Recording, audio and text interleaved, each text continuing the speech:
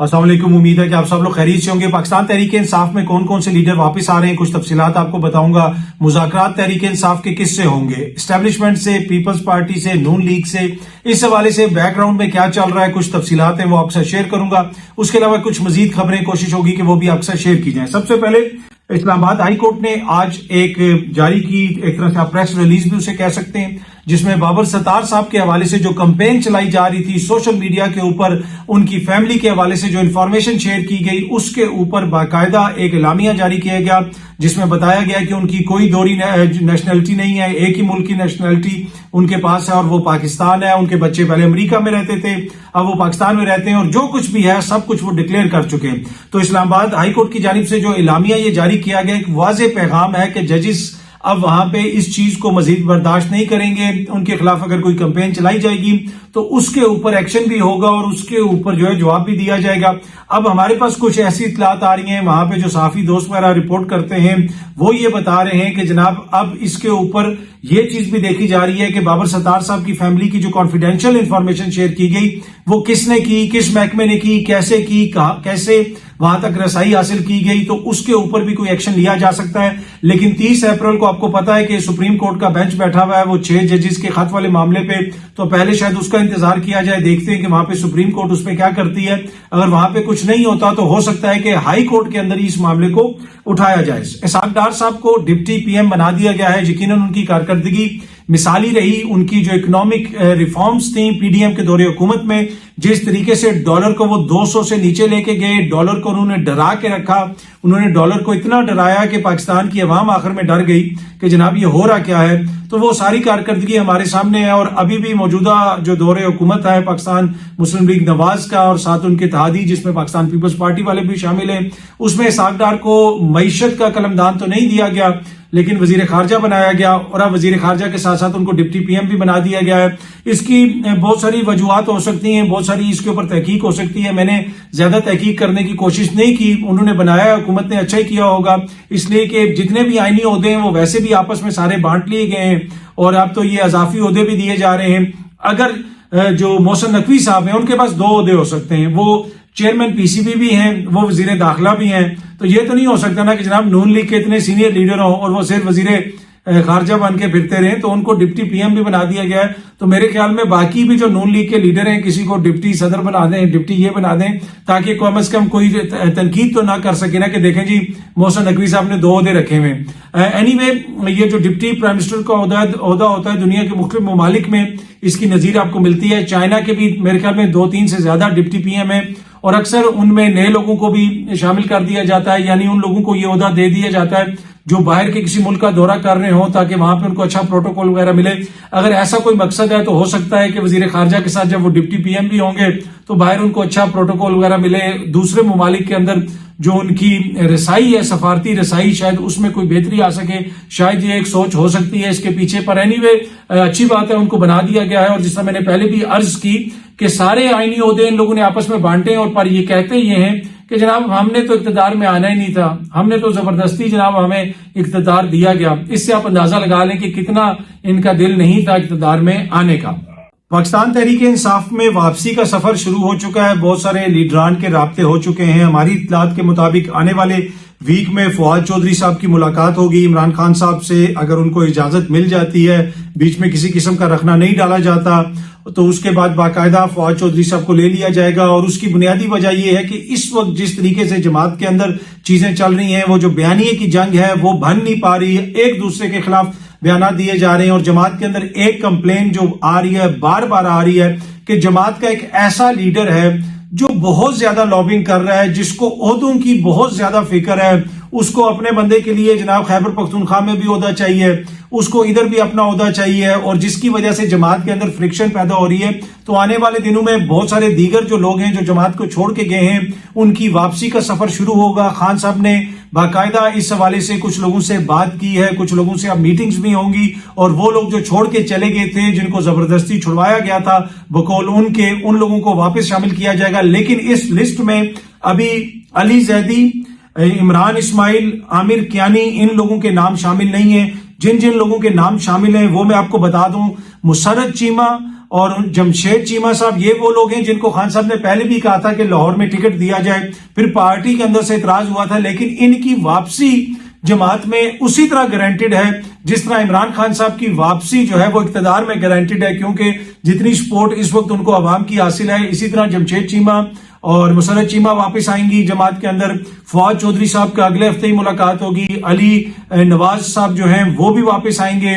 اس کے ساتھ ساتھ صداقت عباسی صاحب کو بھی واپس لیا جائے گا. عمر ڈار اور جو عثمان ڈار صاحب ہیں وہ ویسے ہی جماعت کے اندر ہیں. ان کی والدہ کا جو کردار ہے میرے خیال میں وہ بھی ایک مثالی رہا, جس طریقے سے انہوں نے ریزسٹنس کیا, جس طریقے سے انہوں نے الیکشن کمپین وغیرہ چلائی اور جس طریقے سے انہوں نے سیاست کی, تو وہ لوگ بھی واپس آئیں گے.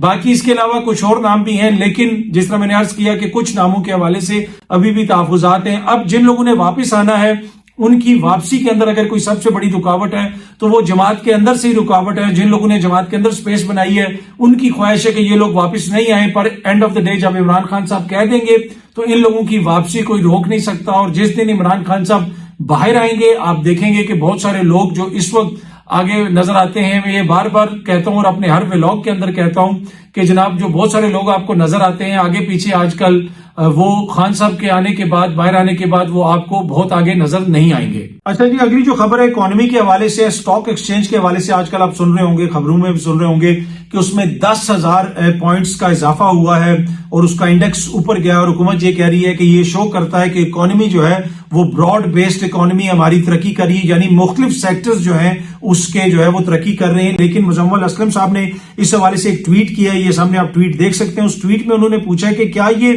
براڈ بیس ترقی ہے یا یہ جو 10,000 پوائنٹس میں اضافہ ہوا ہے اس کی وجہ سے ڈیفرنٹ جو سیکٹرز ہیں ان میں ہمیں ترقی نظر آ رہی ہے, یعنی ان کے شیئرز میں اضافہ نظر آ رہا ہے, ان کی جو جسے آپ کہہ سکتے ہیں کیپٹل ورتھ میں اضافہ نظر آ رہا ہے. تو اس کا جواب نہیں ہے, یہ صرف 10 کمپنیوں تک محدود ہے. انہوں نے بتایا اس میں اور بھی بہت ساری چیزیں انہوں نے لکھی ہیں کہ جناب یہ جو ترقی آپ کو نظر آ رہی ہے چند سیکٹرز کے اندر ہے, جس کا مطلب یہ ہے کہ یہ صرف کچھ جو لوگ ہیں وہ اس سے فائدہ اٹھا رہے ہیں, زیادہ تر لوگ اس سے فائدہ نہیں اٹھا رہے, چند لوگوں کو اس سے فائدہ ہو رہا ہے, چند سیکٹرز کو اس سے فائدہ ہو رہا ہے. اور انہوں نے یہ بھی کہا کہ یہ جو موجودہ جس تیزی سے یہ انڈیکس اوپر جا رہا ہے جس کو بل رن بھی کہتے ہیں, کہ یہ کیا 2005 اور 2017 کے جو بل رن ہوا تھا اس سے زیادہ ہے. اس فائدہ اٹھانے والے جو لوگ اس میں شامل ہیں کیا یہ ان کی تعداد اس سے زیادہ ہے, یعنی یہ جو اسٹاک ایکسچینج اوپر جا رہا ہے, انڈیکس اوپر جا رہا ہے, شیئر میں اضافہ ہو رہا ہے, جو لوگ اس سے فائدہ اٹھا رہے ہیں چاہے وہ کمپنیاں ہو جائیں, انڈیویجولز ہو جائیں, سیکٹرز ہو جائیں, کیا ان کی تعداد جو 2005 اور 17 والا بل رن تھا اس سے زیادہ ہے؟ تو جواب ہے نفی میں جناب, اس سے زیادہ نہیں ہے. نیچے انہوں نے ایک چارٹ وغیرہ بھی شیئر کیا ہوا ہے جس کے اندر بہت ساری چیزیں آپ کو نظر آ سکتی ہیں. اس میں وہ لکھتے ہیں کہ دا کرنٹ جو 10,000 انکریز ہے پوائنٹس میں وہ are driven by only 10 stocks out of 500, کہ صرف 10 ایسے سٹاک ہیں جن کی وجہ سے یہ اضافہ ہوا ہے, اور 490 جو ہیں جن میں کوئی اضافہ نہیں ہوا یا وہ گھاٹے میں ہے. تو صرف جو 10 سٹاکس کی وجہ سے یہ اضافہ آپ کو نظر آ رہا ہے, تو یہ براڈ بیس نہیں ہے. آگے انہوں نے کچھ اور بھی تفصیلات شیئر کی ہیں کہ as per the table more than 25% of rally is contributed by 3 fertilizer stocks, almost 10% by 1 Islamic bank, so only 4 stocks contributed 35%. اور ان جو 10 سٹاکس ہیں ان میں سے بھی صرف جو 4 سٹاکس ہیں انہوں نے ان میں 35% جو یہ اوور آل اضافہ ہے اس میں سے بھی 35% اضافہ 4 کے اندر ہے. تو نیچے انہوں نے وہ چارٹ وغیرہ بھی شیئر کیا ہوا ہے. میں بہت زیادہ اس کی ٹیکنیکل ڈیٹیلز میں نہیں جانا چاہتا. اس کا خلاصہ یہ ہے کہ جو اسٹاک ایکسچینج میں آپ دیکھ رہے ہیں تیزی, اس سے صرف چند لوگوں کو, چند سیکٹرز کو فائدہ ہو رہا ہے, سب کو فائدہ نہیں ہو رہا. اور لہٰذا اس کو بنیاد بنا کے یہ کہنا کہ اکانومی بہتر ہو رہی ہے تو وہ حقائق کے منافی ہے. اگلی سٹوری جناب, چھوٹی سی سٹوری آپ سے شیئر کرنی ہے. وزیر اعظم صاحب آپ کو پتا ہے کہ وہ اس وقت سعودی عرب میں ہیں, اور وہاں پہ انہوں نے ورلڈ اکنامک فورم میں بات کرتے ہوئے کہا ہے کہ جو ہائی لائٹ کرنے کی ضرورت ہے وہ ہے ان ایکوالٹی ان ہیلتھ کیئر. انہوں نے کہا کہ دنیا بھر میں جو ان ایکوالٹی ہے, کہیں پہ اچھی صحت کی سہولیات ہیں, کہیں پہ نہیں ہے، اس کو ہائی لائٹ کرنے کی ضرورت ہے۔ میرے خیال میں شریف خاندان سے زیادہ کون اس چیز کو بہتر طریقے سے ایکسپلین کر سکتا ہے، کیونکہ اکثر ان کے جو آپ خبریں سنتے ہیں کہ کسی کا علاج امریکہ میں ہو رہا ہے، کسی کا علاج برطانیہ میں ہو رہا ہے، اور جدھر یہ حکومت کرتے ہیں وہاں پہ کس قسم کی ہیلتھ کی صورتحال ہے وہ ہمارے سامنے ہے۔ ویسے شہباز شریف صاحب نے ذکر بھی کیا کہ جب ان کو علاج کی ضرورت تھی تو وہ پھر امریکہ گئے اور وہاں پہ ان کا علاج ہوا، ہزاروں ڈالرز اس پہ خرچہ ہوا۔ 4 سال سے ان کے اپنے بھائی کا ماشاءاللہ لندن میں علاج چل رہا تھا، مریم بی بی علاج کے لیے یورپ گئی تھی۔ تو یہ جو ان ایکوالٹی ہے ہیلتھ سسٹم میں، میرے خیال میں ان سے بہتر کوئی ایکسپلین نہیں کر سکتا۔ پر اس میں المیہ یہ ہے کہ اینڈ آف دا ڈے ان کو پتا بھی ہے اس انیکوالٹی کا، لیکن جن لوگوں کے اوپر یہ حکمرانی کرتے ہیں وہ لوگ سب سے زیادہ اس انیکوالٹی سے متاثر ہوتے ہیں۔ پر انہوں نے اس کو ہائی لائٹ کیا، یہ ایک اچھی بات ہے۔ ہم امید کرتے ہیں کہ یہ انیکوالٹی ختم ہوگی اور اس کو ختم کرنے میں یہی لوگ اپنا کوئی کردار ادا کریں گے۔ اچھا جی، کیا پاکستان تحریک انصاف، پیپلز پارٹی اور پی ایم ایل این میں کوئی بات چیت کا امکان ہے؟ اس وقت پاکستان پیپلز پارٹی کے اور نون لیگ کے دوست یہ پریس کانفرنسز وغیرہ کر رہے ہیں اور کہہ رہے ہیں کہ جناب انہوں نے کہا ہے کہ ہم اسٹیبلشمنٹ سے بات کریں گے، تحریک انصاف والوں نے تو یہ اداروں کو سیاست میں ملوث کر رہے ہیں، یہ کر رہے ہیں، یہ وہ کر رہے ہیں۔ اب یہ مسلسل بار بار یہ کہتے تھے کہ جناب انہوں نے جو 9 مئی کر دیا تو جب تک یہ اداروں سے معافی نہیں مانگیں گے، یہ نہیں کریں گے، وہ نہیں کریں گے، ان کی سیاست میں واپسی ممکن نہیں ہے۔ اور کچھ صحافیوں کا یہ باقاعدہ یہ ایک وہ تجزیہ نہیں، یہ سٹانس ہے اور یہ موقف ہے کہ جناب جب تک یہ نہیں ہوگا ان کی واپسی ممکن نہیں ہے۔ پھر اب وہ یہ بھی کہہ رہے ہیں کہ جی وہ اسٹیبلشمنٹ سے بات کرنے کی بات کیوں کر رہے ہیں، ان کو تو سیاسی قوتوں سے بات کرنی چاہیے۔ اب کیا تحریک انصاف کے اس وقت اسٹیبلشمنٹ سے کوئی بات چیت چل رہی ہے؟ یہ سمجھنا بڑا ضروری ہے۔ اس وقت کوئی مذاکرات ہو رہے ہیں، بیک گراؤنڈ میں کوئی رابطے ہو رہے ہیں، تو یہ خبر میں آپ کو دے سکتا ہوں کہ کوئی ہائی لیول پہ رابطے نہیں ہیں۔ عمران خان صاحب کی طرف سے نہ کوئی پیغامات جا رہے ہیں، نہ ادھر سے کوئی پیغامات خان صاحب کو آ رہے ہیں مذاکرات کے لیے۔ باقی چھوٹے موٹے پیغامات ادھر ادھر ہوتے رہتے ہیں، مختلف لیولز کے اوپر، مختلف سطح کے اوپر وہ چیزیں جاری رہتی ہیں، لیکن کوئی مذاکرات اس وقت پاکستان تحریک انصاف کے اسٹیبلشمنٹ کے ساتھ نہیں ہو رہے۔ کیا پاکستان تحریک انصاف مذاکرات کرے گی پیپلز پارٹی اور نون لیگ سے؟ نہیں، کبھی بھی نہیں کرے گی۔ وہ تو پرابلم ہے ان سارے مسائل کا۔ اگر کسی نے جمہوریت کو نقصان پہنچایا ہے تو جس طریقے سے کسی اور کا مینڈیٹ چوری کرنے کا الزام پاکستان تحریک انصاف ان جماعتوں پہ لگاتی ہے تو ان کے ساتھ بیٹھنا تو آلموسٹ ناممکن ہے۔ ان کے ساتھ وہ نہیں بیٹھیں گے۔